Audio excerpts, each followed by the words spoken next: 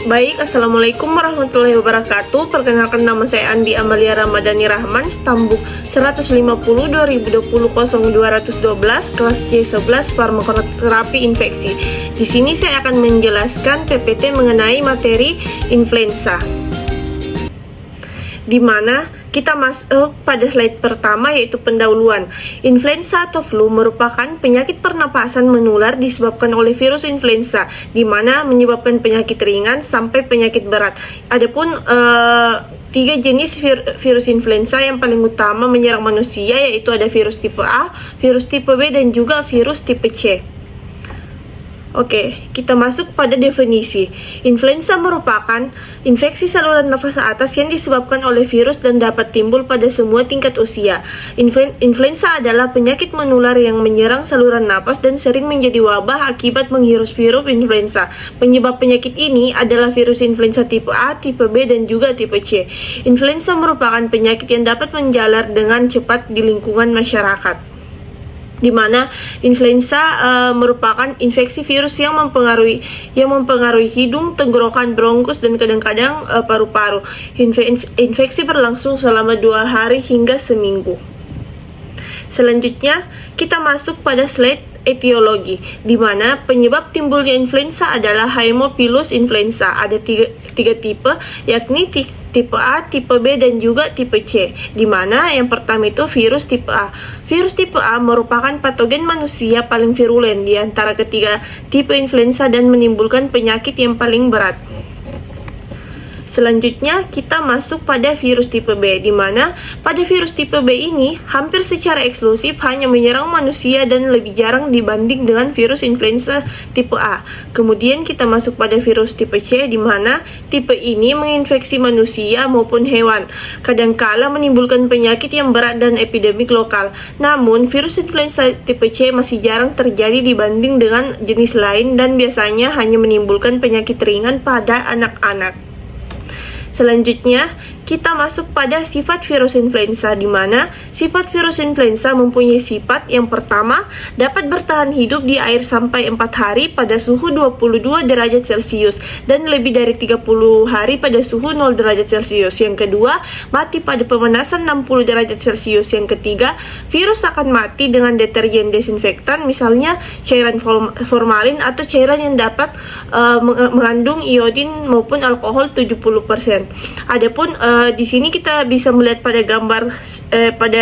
gambar di slide ini, struktur antigenik virus influenza meliputi antara lain 3 bagian utama, yaitu yang pertama ada antigen S atau soluble antigen, kemudian ada hemaglutinin, dan juga ada neuramidase. Di sini kita bisa melihat gambar dari struktur virus influenza tersebut. Oke, selanjutnya kita masuk pada patogenesis, di mana yang pertama itu terjadi virus dihirup dan masuk ke dalam saluran pernapasan. Kemudian virus ini akan menumpuk dan menembus permukaan mukosa sel pada saluran pernapasan bagian atas. Kemudian virus ini akan menghasilkan sel lisis dan kerusakan epitelium silia.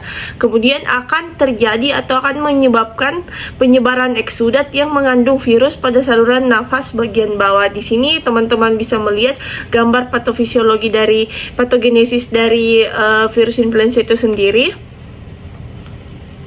Kemudian kita masuk pada manifestasi klinis, di mana ada beberapa poin. Yang pertama, gejala influenza dapat meliputi demam dan perasaan dingin yang ekstrim atau biasa kita sebut dengan menggigil atau gemetar. Kemudian ada batuk, bersin, hidung tersumbat, nyeri tubuh terutama sendi, otot dan tenggorokan, kemudian kelelahan, nyeri kepala, mata merah, kulit merah terutama pada bagian wajah, serta kemerahan pada mulut, tenggorokan, dan hidung.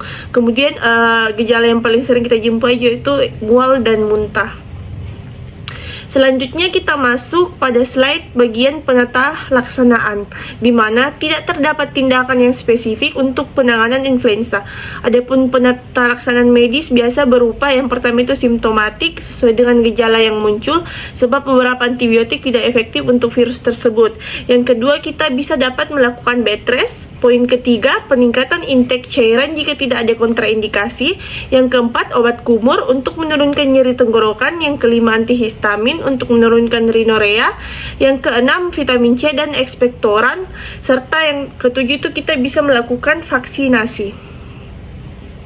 Kemudian, tindakan yang dianjurkan untuk meringankan gejala flu tanpa pengobatan meliputi yang pertama itu kita bisa beristirahat 2-3 hari untuk menghindari kegiatan fisik yang berlebihan. Yang kedua, meningkatkan gizi makanan, di mana maksudnya ini makanan dengan kalori dan protein yang tinggi akan menambah daya tahan tubuh atau imunitas tubuh.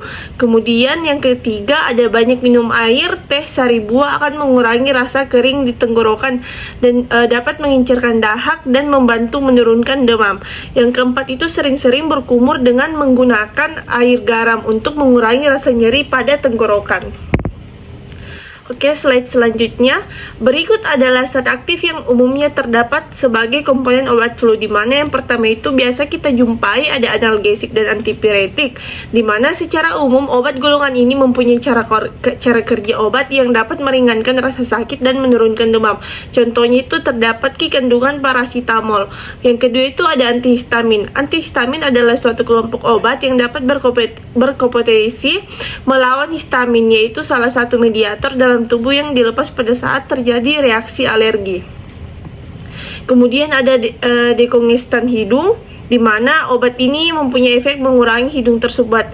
Contohnya fenilpropanalamin, phenylephrine, pseudoephrine, dan ephedrine. Kemudian ada keempat itu ekspektoran dan mukolitik, di mana digunakan untuk batuk berdahak, dimaksudkan untuk mempermudah pengeluaran dahak. Contohnya ada gliseril, guaiacolat, amonium klorida maupun bromhexin.